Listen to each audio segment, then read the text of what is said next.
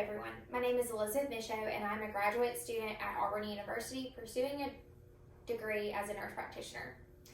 I have served as a cardiac critical care nurse at Flowers Hospital for 2 years, though I've served in other positions for a total of 6. Today I will be presenting on the topic of healthcare visitor policies regarding COVID-19. My target audience is healthcare administrators. COVID-19 has impacted every healthcare facility throughout this nation. Some of our patients, such as surgical patients, have had increased anxiety, although this is normal for them during this time. They've reported lack of psychosocial support from family throughout their surgical recovery process.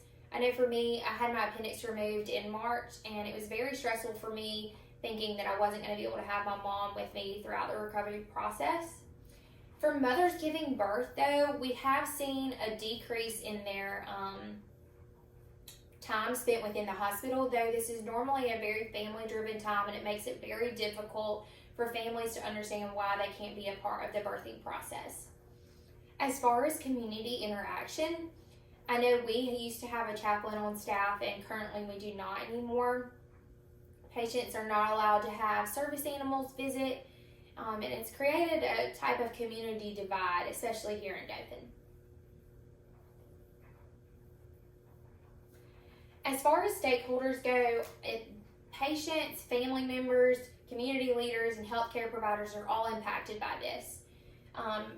Patients don't understand why they're not allowed to have visitors, especially patients with dementia who suffer from understanding why their family isn't visiting them. It makes it very stressful for healthcare providers to inform them that they're not allowed to have visitors, and family members. It's hard to communicate across the telephone.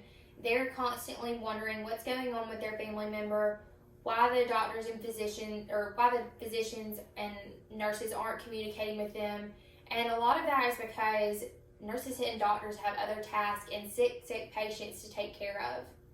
As far as community leaders, with congregations of churches, it has been very difficult. I've seen for patients to receive that type of love that they require during that time, especially if they're super religious, especially for patients near death. They deserve to be able to have their priest or their preacher come and pray with them, and that's being limited.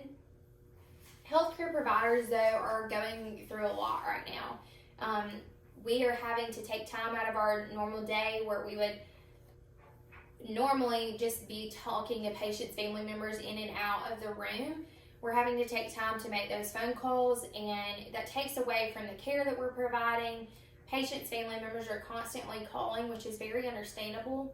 But I know for like our intensivist at the hospital who sees all of our intensive care unit patients, he has spent a significant more time at the hospital seeing these patients because he's having to communicate with family outside of being in the patient's room.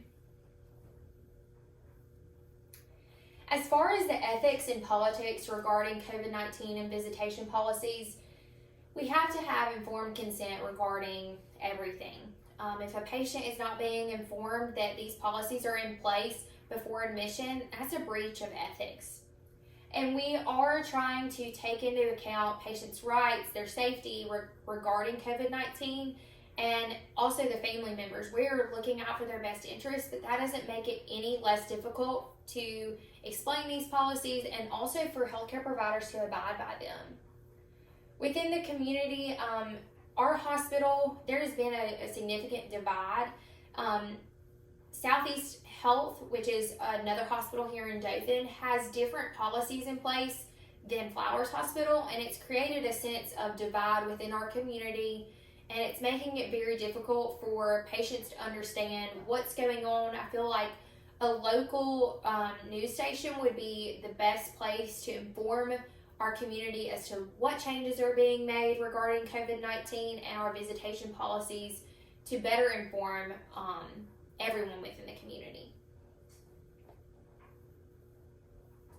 As far as ways to possibly come up with a resolution, we have already started doing that with allowing limited visitors, but there's more we can do. We're requiring masks, We could increase PPE for our patient's family, allocating resources for them to have gowns and also a face shield that would be reused.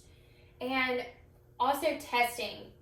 Currently for outpatient surgical patients, we're requiring them to be tested prior to coming into the hospital to have surgery. And we could do the same for mothers giving birth, or for anyone having surgery, have their spouse or their designated loved one be tested prior to coming into the hospital. There are ways to help in preventing this divide within our community, and there's something we can do about it. I'm very interested in hearing what y'all's hospitals are doing regarding COVID-19 and visitation. Please leave comments below. Thank you.